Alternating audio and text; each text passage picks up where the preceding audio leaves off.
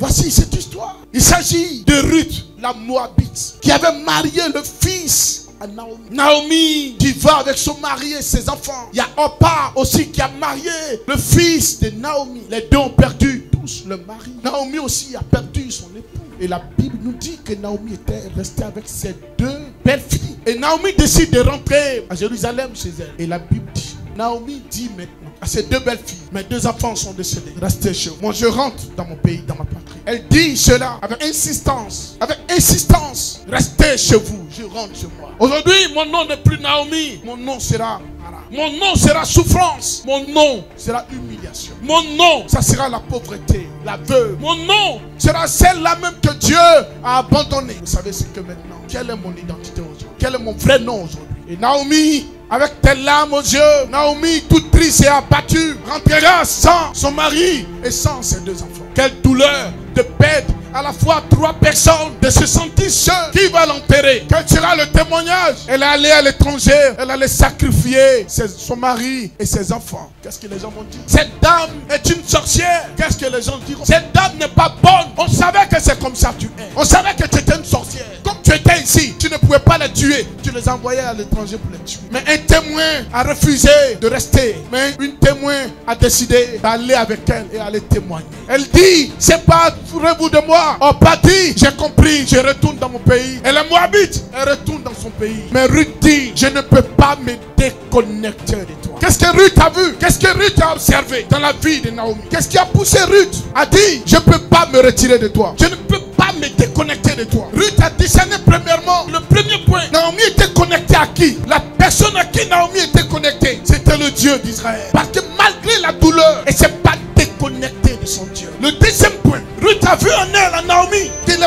principe de vie et la croyance de Naomi était la meilleure croyance. Elle a vu en Naomi une femme de foi, une femme courageuse, une femme avec qui on peut vivre, une femme de grandeur, une femme de qualité, une femme d'honneur, une femme digne, une femme responsable, une femme capable, une femme intelligente, une femme sage, une femme forte, une femme puissante, une femme de valeur, une femme au grand nom, une femme dont toutes les qualités sont en elle, une femme qui s'est gardée, une femme qui s'est protégée, une femme qui s'est éduquée, une femme qui s'est élevée.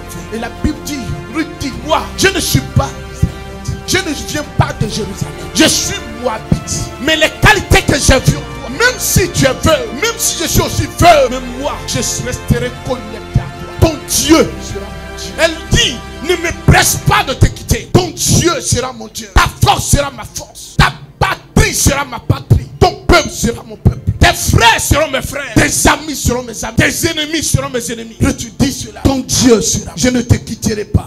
Toutes ces valeurs. Elle dit, je me connecte à toi. J'irai avec toi. J'irai avec toi. Ruth n'a pas consulté qui ce soit. Mais les valeurs intrinsèques que Naomi incarnait ont convaincu Ruth à suivre. Elle savait qu'en suivant Naomi, sa destinée sera changée. Et son étiquette de veuve, jeune veuve, sera effacée dans sa vie. Sera effacée. Et la Bible dit que Ruth a suivi Naomi. Elle est partie avec Naomi. Mais je m'assois, je réfléchis. Pourquoi Ruth dit, ton Dieu sera mon Dieu? Le troisième point révèle ici le niveau d'intimité de Naomi avec le Seigneur. Mais alors que lorsque Naomi disait à Orpa, retourne, elle dit, retourne vers tes dieux. Vers quoi? Tes dieux. Avec petit D, vers tes dieux. Ça veut dire, Orpa avec des dieux étrangers qui n'étaient pas les dieux avec grand D. Ruth a vu la différence entre le Dieu de Naomi et le Dieu de Moabite. Ruth vit que le Dieu qu'elle avait auparavant et puis le Dieu de Naomi, c'est deux dieux très différents. C'est un Dieu qui condamne. Le Dieu de Moabite, il condamne, il tue. Mais le Dieu